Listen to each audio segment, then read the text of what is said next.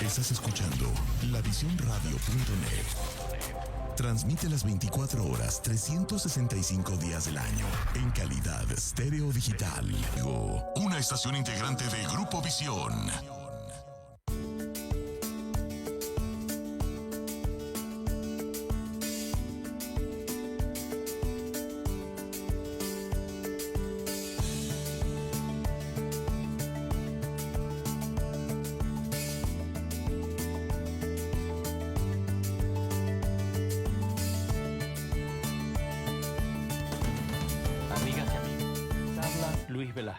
Les invito a escuchar mi programa Diálogo Internacional por lavisiónradio.net. En este programa podrán escuchar en vivo los análisis de expertos sobre la actualidad mundial, así como sobre los puntos que componen la agenda política global.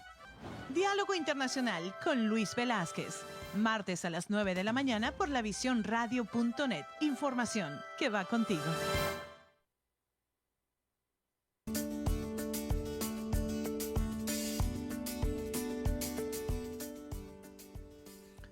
Muy buenos días, amigas y amigos.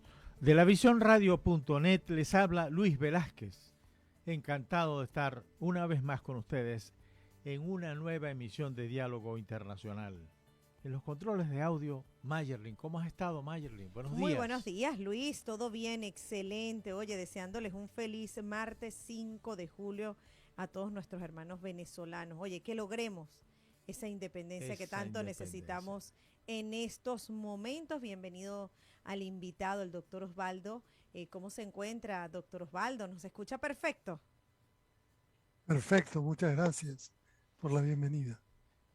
Hoy precisamente es una fecha importante, 5 de julio.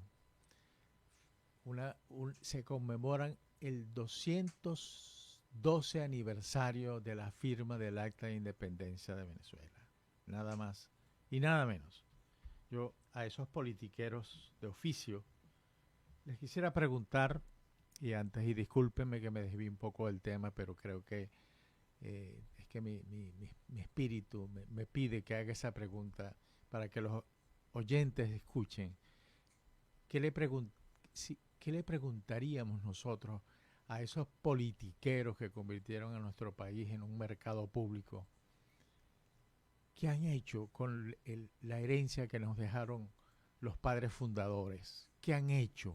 ¿Qué han hecho aquellos que heredaron a Venezuela, que dirigieron a Venezuela, a Argentina, a Ecuador, a Perú, a Bolivia, a Brasil? ¿Qué hicieron con nuestros países para estar en esta situación en la que estamos? Pero bueno, eso es una pregunta que la dejo en el aire. Sé que no lo van a responder, no hay la realidad es la realidad y eso es lo que está quedando. Pero bueno, continuamos, son las 9 de la mañana del 5 de julio del 2022, perdón. Nuestro número de teléfono es el 678-477-3036 y asimismo se pueden comunicar con nosotros a través de las redes sociales Twitter, Instagram y Facebook, YouTube, por donde estamos transmitiendo en vivo, y TikTok. En la mañana de hoy tenemos una conversación súper interesante, es un invitado muy especial para la Visión Radio, un invitado muy especial para mí, que es el doctor Osvaldo Gatiello. Es un asesor de gobierno, es un consultor de Naciones Unidas, es profesor de la Universidad de Naciones Unidas. Buenos días, Osvaldo, ¿cómo te sientes? Buenos días, Luis. Me siento espléndido con este sol bemol. Ah, imagínate. Y sin embargo, Atlanta amaneció, que ni te cuento. Amaneció muy, muy nublado, pero bueno, esperemos que durante el día se arregle. En la mañana de hoy vamos a conversar sobre un tema bastante interesante. En los últimos años se han retomado conceptos viejos en las relaciones internacionales, en las actuaciones de los países, que además son conceptos que han venido marcando, entre otros la realpolitik, pero también la soberanía, pero también el poder político, etcétera, etcétera. Pero quisiera que habláramos fundamentalmente, Osvaldo, sobre la realpolitik. Y creo que debemos empezar por lo primero para que la audiencia se entere, y vamos a ir trasladando ese concepto teórico hacia la realidad que vivimos en el mundo y en América Latina en particular. Se trata de la Realpolitik. Osvaldo, ¿qué es la Realpolitik? ¿Cómo tragamos eso? ¿Cuál es el vínculo entre ese concepto teórico y lo que estamos viendo hoy en día? Y por supuesto lo que vimos, porque no es una palabra nueva. Realpolitik es una expresión alemana que puntualiza la importancia del poder y de la decisión por sobre los compromisos y los valores jurídicos y éticos. Es una involución del largo trayecto por lograr que las relaciones entre los países y la política misma dentro de los estados sea gobernada por el derecho y por compromisos éticos. Es una tendencia que se vislumbró con claridad después de la Primera Guerra Mundial con la creación de la Liga de las Naciones y los 14 puntos del erudito presidente americano Woodrow Wilson, que proponía que las relaciones entre los estados se basaran en pactos abiertos a los que se llegara abiertamente contra la política de acuerdos en salones llenos de humo, como se decía en esa época. Sí, es impresionante esa política realista, pero la política realista nos hace pensar en la ética, nos hace pensar en todas esas cosas que tenemos, con las que nos han creado, con las que nos han formado, con las que la universidad nos ha dicho una y mil veces hay que tener ética. Pero la Realpolitik realmente cuestiona esas palabras de alguna manera. En realidad, Woodrow Wilson no vio lo peor. En el periodo de entreguerras se consolidó la Machtpolitik, la política del poder liso y llano, sin limitaciones y con concepciones cuasi religiosas, como lo expresaron especialmente el nazismo y el comunismo staliniano. Lenin y Stalin propiciaron o ordenaron la muerte de millones de personas, y ni que hablar de los nazis, incluso de su propio país. Esto se da de a palos con la tradición judío-cristiana del poder limitado por concepciones tradicionales de decencia. Sí. Ahora, si trasladamos ese concepto a esta realidad, a la realidad que estamos viviendo en este siglo, ¿podrías darnos algunos ejemplos que nos ilustren mucho más sobre lo que estamos viviendo? Porque siento que el mundo está viviendo a diario una Realpolitik, el mundo que se aleja mucho de la política tradicional, está viviendo una política y un escenario bastante complicado y que a mi modo de ver describe lo que ahora en adelante podemos ver en cuanto a las relaciones de países, sobre todo entre las relaciones de países desarrollados, de esos que se dicen que están conformando el nuevo orden mundial y el resto de los países, especialmente para América Latina. Podemos echar la culpa a muchas personas, a muchas teorías y muchas escuelas de pensamiento. Pero claramente en las últimas décadas ha habido una predominancia del método económico para analizar los problemas humanos, sociales, nacionales e internacionales, basados en principios de eficiencia y efectividad. Es decir, olvidando todo ese bagaje de compromisos éticos de origen kantiano que contenidos en la Declaración Universal de los Derechos del Hombre, Derechos Humanos y otros grandes documentos rectores del comportamiento individual, social y nacional e internacional. Es decir, cuando no se separa el interés del deber, si yo no considero que haya normas que debo cumplir y solamente tengo que maximizar mi interés individual o nacional, no hay margen para el análisis o la discusión ética. Es decir, la ética es el resultado de un paso definitivo y en principio irretractable de decidirnos a tener conciencia. Y eso es un doble proceso. Un proceso evolutivo y acumulativo. Es decir, primero tenemos que decidirnos a que hay normas de decencia, normas morales que son anteriores y superiores a la conveniencia lisa y llana, por un lado. Y por otro lado, la conciencia que tenemos hoy por la conservación del medio ambiente, por los derechos de las minorías, por los derechos de las mujeres, por la protección de la salud a nivel internacional y necesidad de cooperación entre los estados.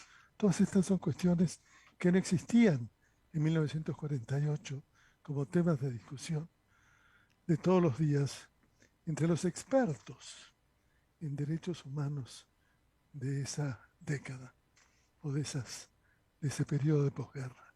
Eso se fue acumulando y la conciencia colectiva que hoy tenemos es superior, más extendida y afortunadamente creciente.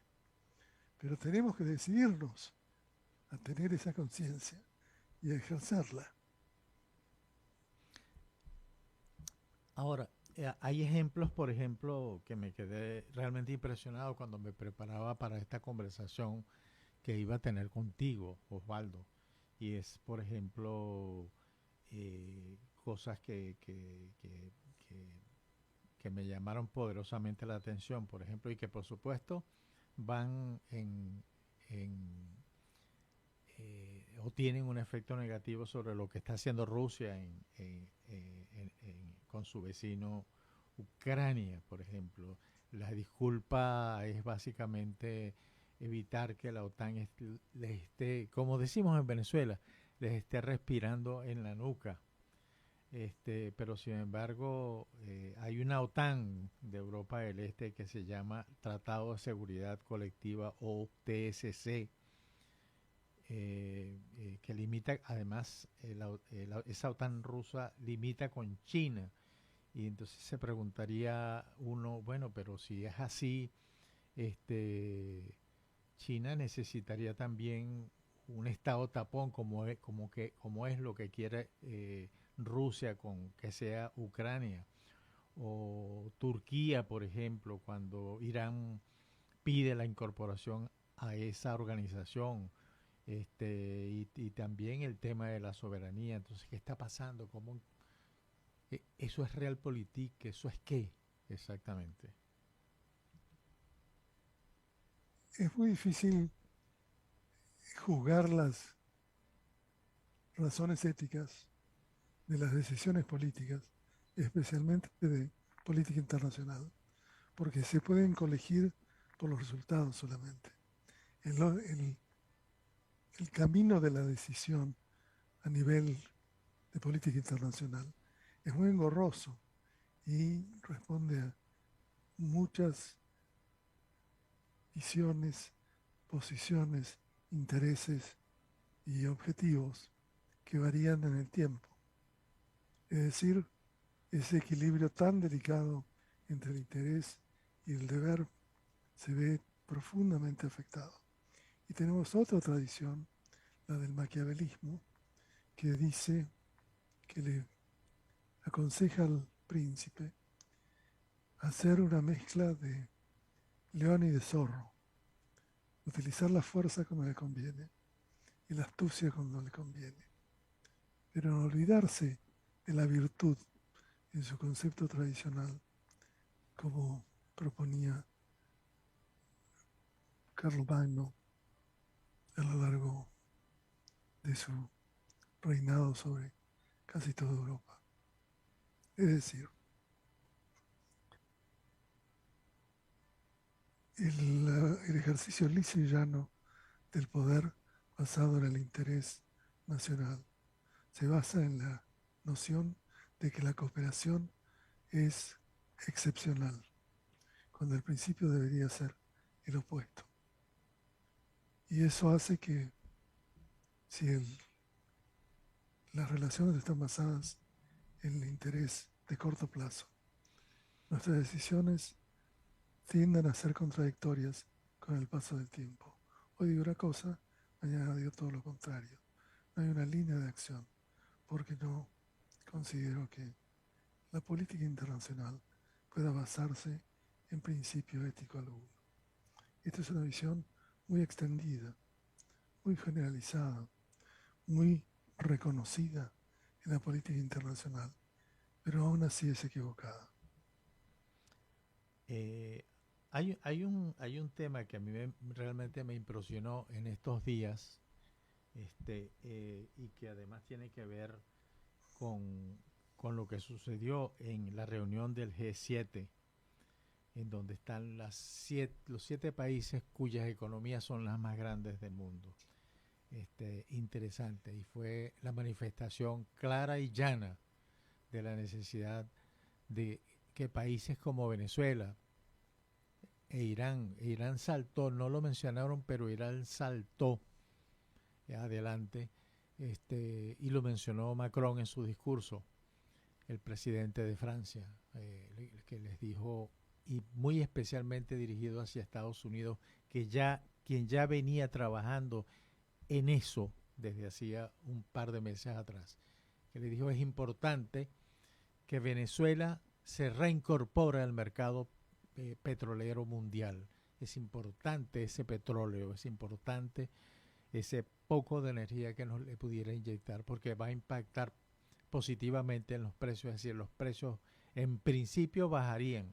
No sé, yo no soy experto petrolero, pero en principio bajarían con una oferta, y lo cual en el fondo le estaba diciendo que también Irán, es decir, que había que de alguna manera modificar la posición, entrar en conversaciones en eso, cosa que me llama la atención por lo sencillo.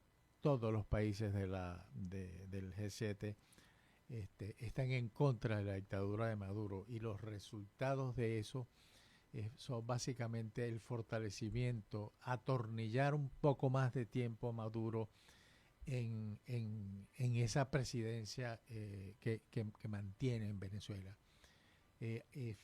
La población, la sociedad que está desesperada por esa crisis económica que la está matando, por la represión, por esa cárcel que se llama Venezuela, no importó en ese momento de hacer esa propuesta. Pero me gustaría que me hicieran algunos comentarios al respecto, porque además está incluido Irán. A los 2 días Irán salió a la prensa y diciendo: estamos dispuestos a sentarnos con Estados Unidos, cosa que no había querido hacer, para negociar las nuevas condiciones del tratado de condicionamiento de las armas nucleares. Me gustaría que al regreso de la próxima pausa conversáramos sobre eso, Osvaldo. Vamos a una pausa y ya regresamos. Estamos conversando con el doctor Osvaldo Agatielo. Ya regresamos con más de lavisiónradio.net. Mantente conectado en Facebook, Twitter, Instagram como La Visión ATL.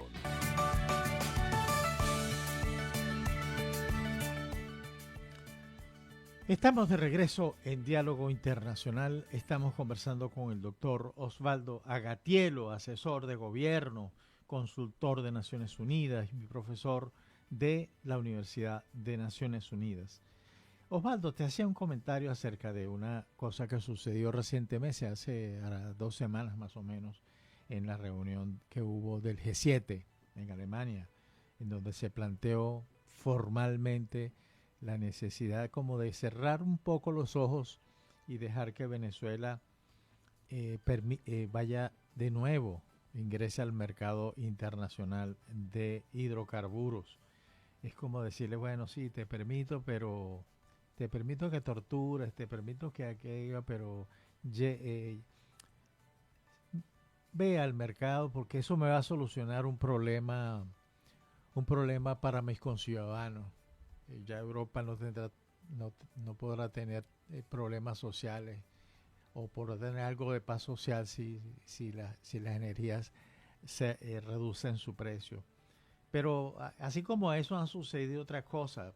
Por ejemplo, en el caso de China y la construcción de presas en el río Mekong, que le ha servido como para mediatizar, como para limitar cualquier cuestión que pudiera surgir en los países que son ribereños. Rusia, por ejemplo, con los oleoductos por medio del cual le transfiere gas, le vende gas a Europa. ¿Qué comentarios te merecen todas estas cosas? No hay guerra abierta. Es imposible ser neutral o ser un pacificador, porque significa adoptar una posición muy contradictoria. Pero la necesidad tiene cara de hereje y necesitamos reducir el precio del petróleo. Y entonces hacemos de tripas corazón, y entonces los países nórdicos que quieren ingresar a la OTAN tienen que devolver los presos políticos, los acusados políticos refugiados en esos países al gobierno turco. El presidente de Chile habla con el presidente de Ucrania y le dice: usted tiene un aliado en Chile. Pero el presidente de la Argentina habla por teléfono con el mismo presidente Zelensky y le dice: usted tiene que negociar con Rusia, porque así no irá a ningún lado. Es decir, todo es contradictorio, parece que no hubiera verdades, parece que no hubiera decentes e indecentes, justos e injustos, y que todo se debiera medir con una regla de tamaño variable, como decían algunos críticos de los jesuitas en la época de la Reforma. Los jesuitas son amigos de las verdades probables. No hay respuesta definitiva. Es decir, eso me gustó. Eso me gustó. Nunca va a ser obvia, transparente y evidente a todo el mundo las decisiones de las necesidades de Estado, la razón de Estado. Pero una cosa es que haya anexiones territoriales y otra cosa violaciones de los derechos humanos fundamentales con el bombardeo de hospitales, escuelas y la deportación obligatoria de ucranianos a Rusia, obligados a terminar en Siberia. Y esos son crímenes de lesa humanidad hoy, mañana y pasado. Lamentablemente va a ser muy difícil llegar a un punto de inflexión hasta que esta guerra no se desarme un poco. Por ahora estamos más cerca de una conflagración nuclear que de una paz perpetua. Interesante lo que estás diciendo, y me acuerdo de Colombia, de lo que va a suceder dentro de una semana, semana y media en Colombia, que es la asunción después de 200 años de gobernanza, de gobierno de partidos de derecha. Te pregunto, ¿es la convivencia pacífica una forma de realpolitik? Es que lo que sucedió en Vietnam y lo que sucedió luego con la visita del expresidente Richard Nixon a China es una realpolitik que avisoraba un futuro de alguna manera, que hoy lo tenemos encima, con ese tremendo desarrollo tecnológico, con esa apertura de China a las inversiones de las grandes empresas norteamericanas. Osvaldo. El objetivo de Estados Unidos ha sido y es que el modelo ruso de capitalismo de Estado no tome relevancia como modelo para los países en desarrollo.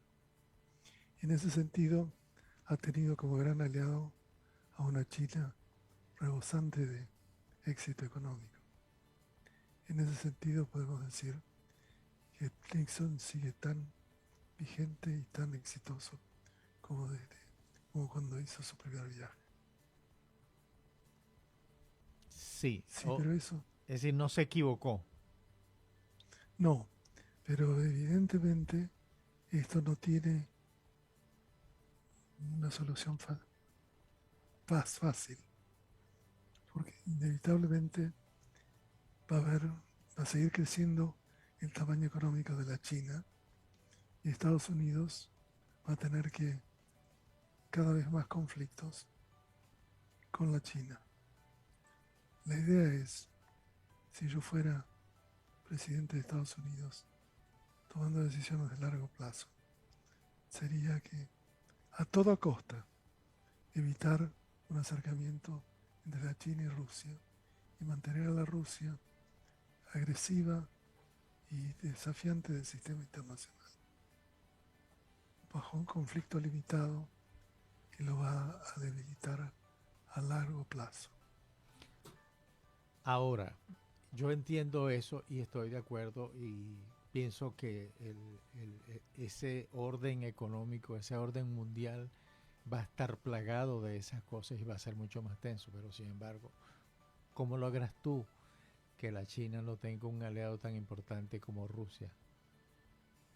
Simplemente reconociendo esferas de influencia. No podemos reconocer esferas de influencia rusas porque han recorrido la guerra. Sí podemos hacerlo con los chinos si negocian efectivamente. Pero ¿y Taiwán? Taiwán no se toca. La China ha declarado de una manera manifiesta que nada va a pasar con Taiwán a menos que Taiwán declare su independencia. Es decir, se ha declarado neutral a Taiwán, lo cual es un gran éxito de política internacional si eso se cumple. Sí, exacto. En eso tiene razón, pero siempre estarán pendientes de un hilo en una negociación tan grande que pudiera haber entre Estados Unidos y China. A mí lo que me preocupa en todo esto, Osvaldo, es que cuando tú estás en el medio de un plató o desde la Casa Blanca o desde el Kremlin o desde el palacio de gobierno de un presidente chino, todo el mundo es negociable desde ahí, desde esa posición.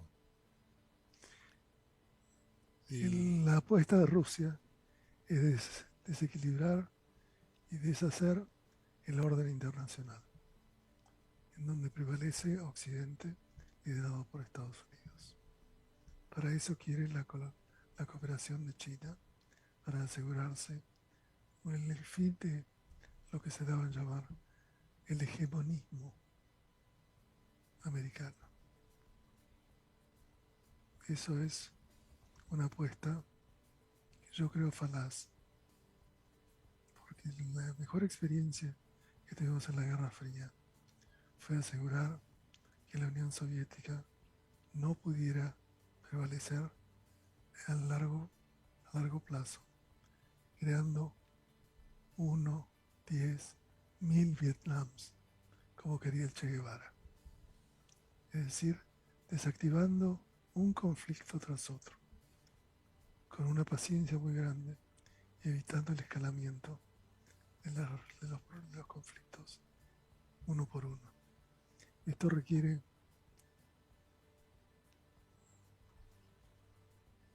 control de sintonía fina, y eso requiere mucha paciencia, mucha información, pero estamos siempre al borde de un general que comete un error o un espía que aprieta el botón equivocado. Lo que quiero decir es que Occidente está reaccionando de la mejor manera que, dadas las circunstancias, tenemos. Y eso va a llevar a ciertas actitudes contradictorias. No es un momento para declaraciones universales que nos permitan mostrar la superioridad del sistema occidental, porque todos tenemos lunares que queremos esconder.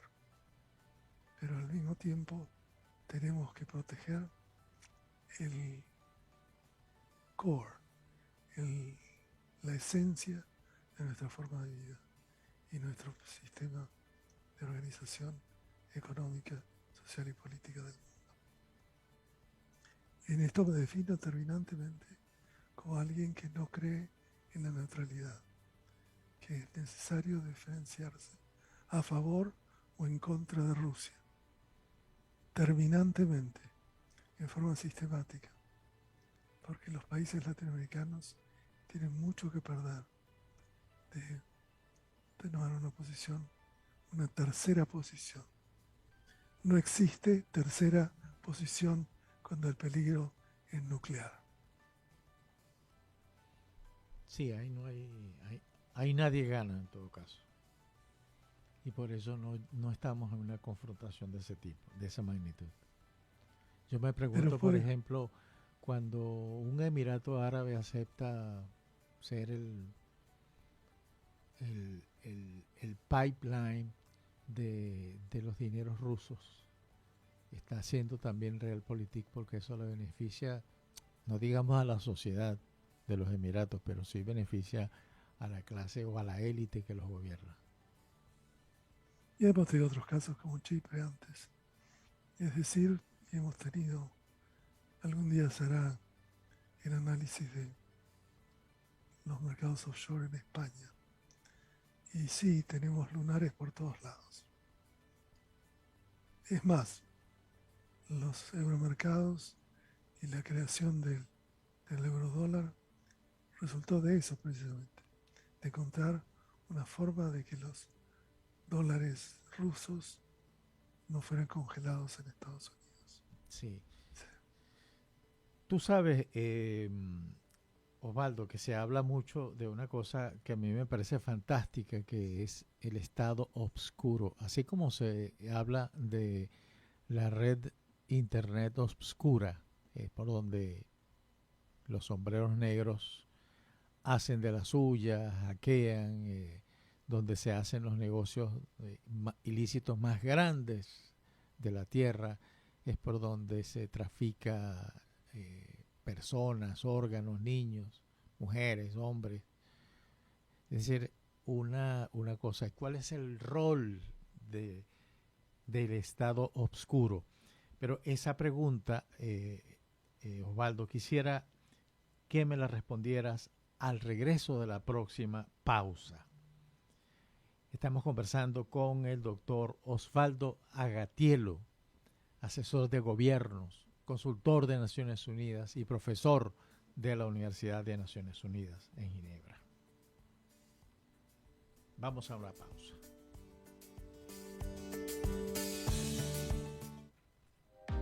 Ya regresamos con más de lavisiónradio.net.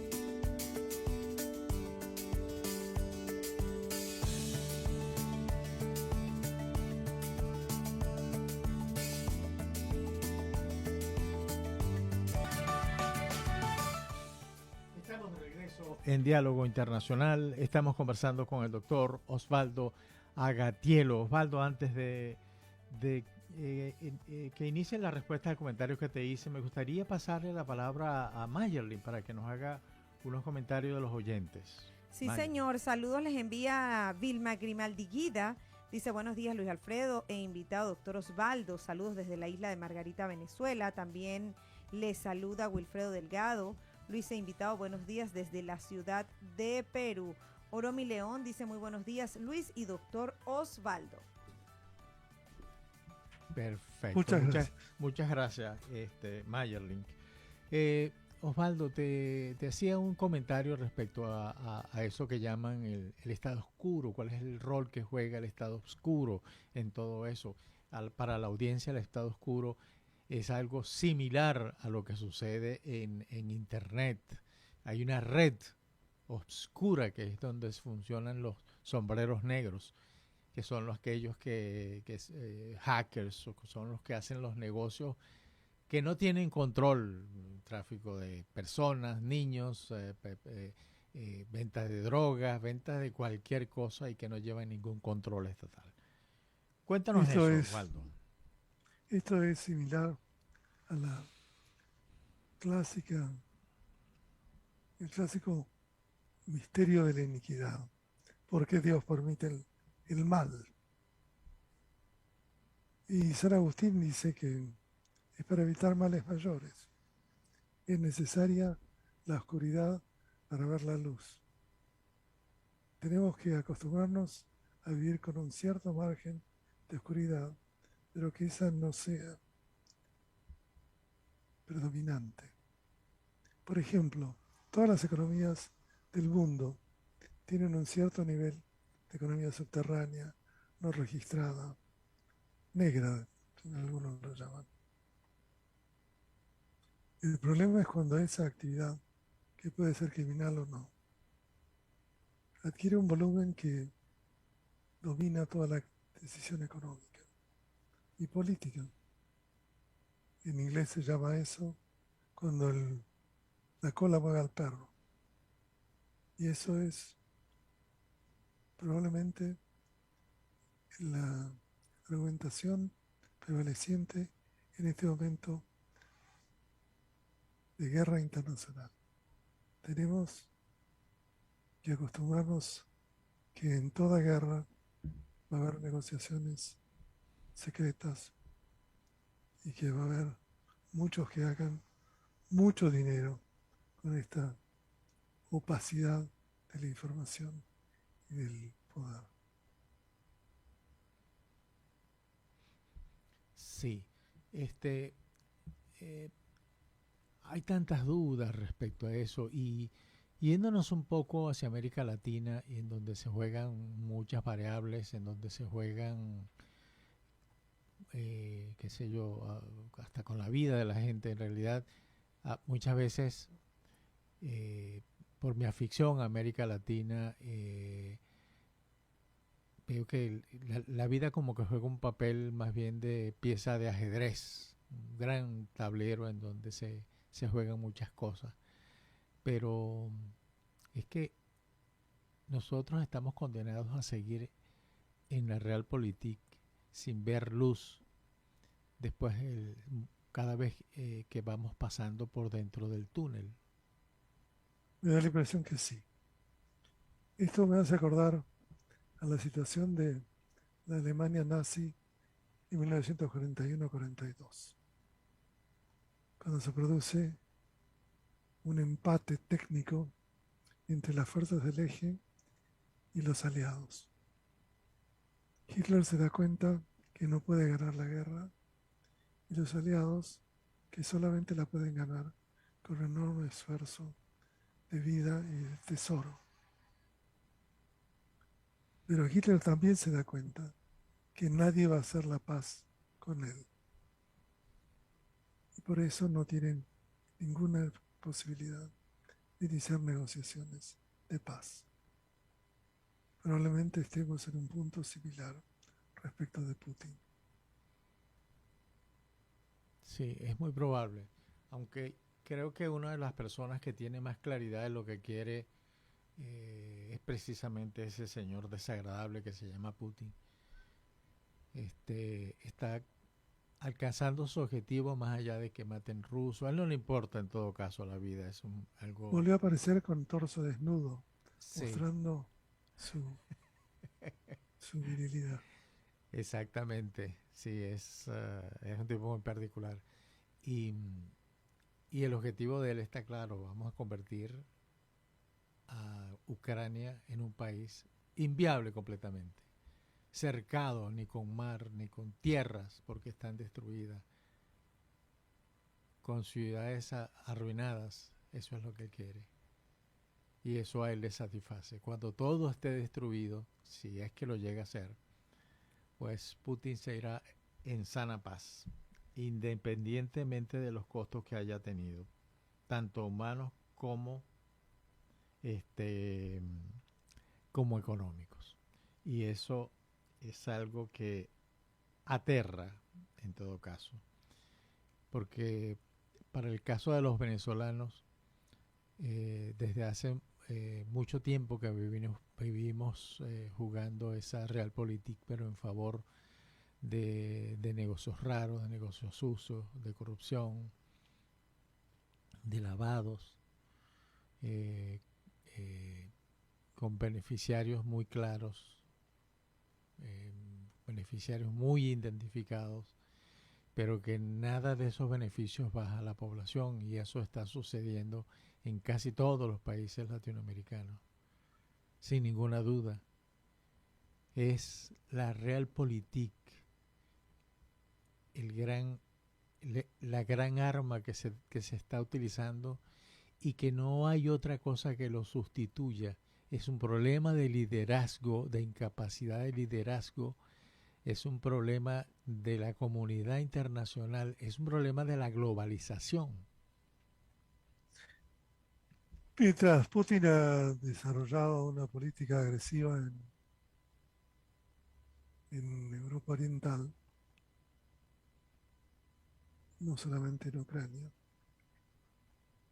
también está desarrollando, con apoyo de los cubanos y los venezolanos, actividades subversivas a lo largo y a lo ancho de América del Sur, especialmente de América del Sur, con objetivos de desestabilización, y no me llamaría la atención que con inevitablemente algunos actos de boicot para crear desorden público.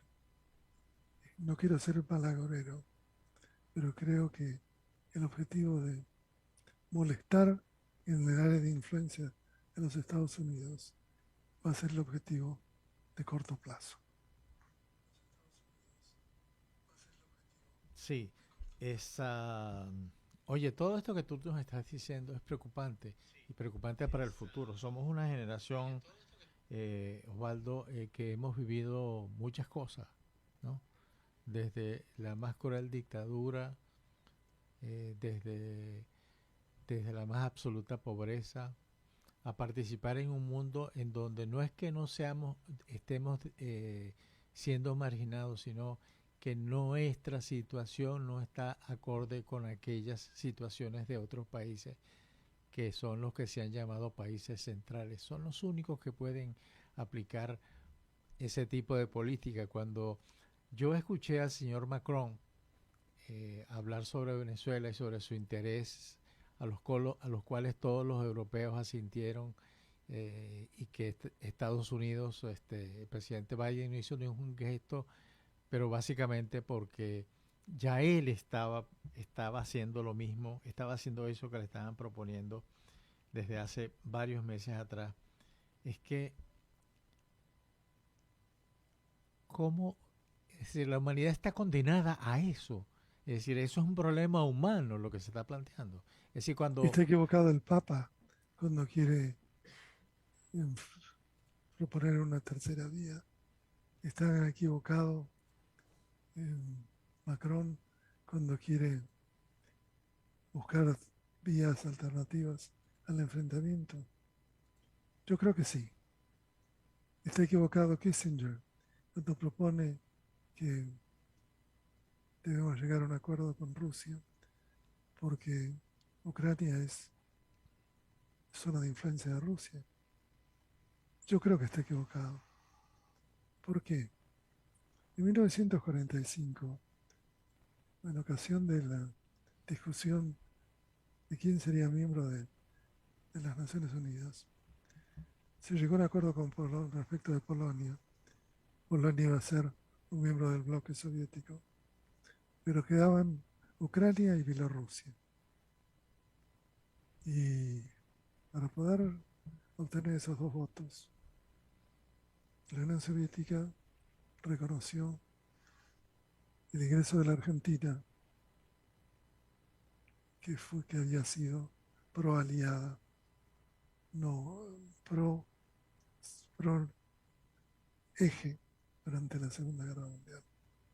Al hacer eso, se creó el reconocimiento de que Ucrania era un país separado, diferente de Rusia, porque querían obtener un voto en las Naciones Unidas.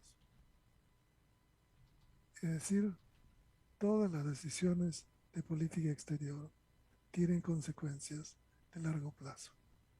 Yo estoy tentado de escribir una carta abierta al presidente de Ucrania para pedirle perdón en nombre del pueblo argentino, a quien no represento, pero creo que piensa como yo, la inmensa mayoría de la población, porque tenemos una enorme cantidad de inmigrantes ucranianos, de origen ucraniano, para pedirle perdón por la falta de sensibilidad de querer equilibrar, de querer equiparar las pretensiones rusas con los derechos soberanos de los ucranianos.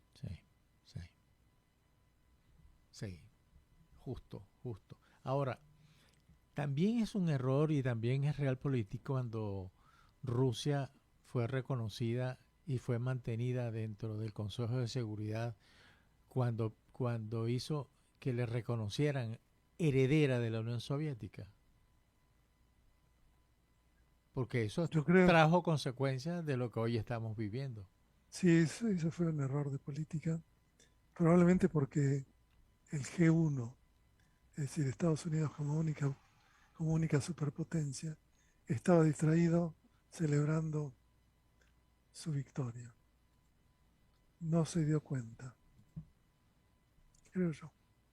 Sí, no se dio cuenta, pero hoy precisamente estamos sufriendo lo que está pasando. Fíjate las incongruencias de todo eso, es decir, el raya con locura. El gobierno después de que el presidente Macron pidió a Biden la reincorporación de Venezuela en el mercado petrolero mundial, al día siguiente apareció una misión de altísimo nivel de Estados Unidos para sentarse con Maduro. Y no sé si vieron a Maduro, eso no está claro todavía, pero sí vieron a los principales líderes del gobierno de Maduro, a la gente de más influencia, los más cercanos, si estuvieron reunidos con ellos. Vimos inmediatamente después una visita del nuevo canciller de Venezuela, a Lavrov, que precisamente todavía está en Rusia, ofreciéndole en persona, dándole en persona un mensaje a Lavrov, que no es tonto, y tú sabes que él es un tipo muy bien formado, es un tipo muy importante, es una pieza fundamental para Putin, informándole que apoyaba a Rusia en su demanda contra Ucrania a como de lugar y que condenaba el envío de armas de Occidente a Ucrania para que se defendiera de la invasión. Debe ser que hoy amanecí con un poco de lentitud mental, pero eso no es realpolitik. Es realpolitik en su peor manifestación. Exactamente. Pero ajá. hay que ser de tripas corazón y pasar este periodo de grises, porque el camino del infierno está plagado de piedras que hay que sacar del camino. Bueno, Osvaldo, como siempre, esta ha sido y siempre serán conversaciones bien interesantes contigo, con una persona como tú, también formada y con una experiencia. Quiero repetir una noción. Uh-huh. Para obtener vocación ética es necesario deslindar el interés del deber. El deber es el derecho internacional de nuestros recibido en la Carta y otros documentos de las Naciones Unidas que están siendo violados por la parte beligerante en este conflicto. Sí. Bueno, mi querido amigo, oye, 1.000.000 de gracias por haberme concedido este tiempo. Yo sé que tú eres una persona muy ocupada, pero siempre tienes un rato conmigo acá, lo cual me ocasiona mucho placer. Un fuerte abrazo. Es un gran honor. Y muchas gracias al público, muchas gracias a todos por escucharnos y nos vemos el próximo martes a la misma hora, a las 9 de la mañana, y tendremos un invitado muy particular sobre un tema que lamentablemente estamos sufriendo acá en Estados Unidos y que ya todo el mundo, por lo que me escucha, ya deben saber de qué se trata. Un fuerte abrazo, mi querido amigo, y estamos en contacto como siempre. Igualmente. Saludos, Mayerlin. Muchísimas gracias. Muchas gracias, Mayerlin. Que estén muy bien. Feliz día. Feliz día. Igualmente.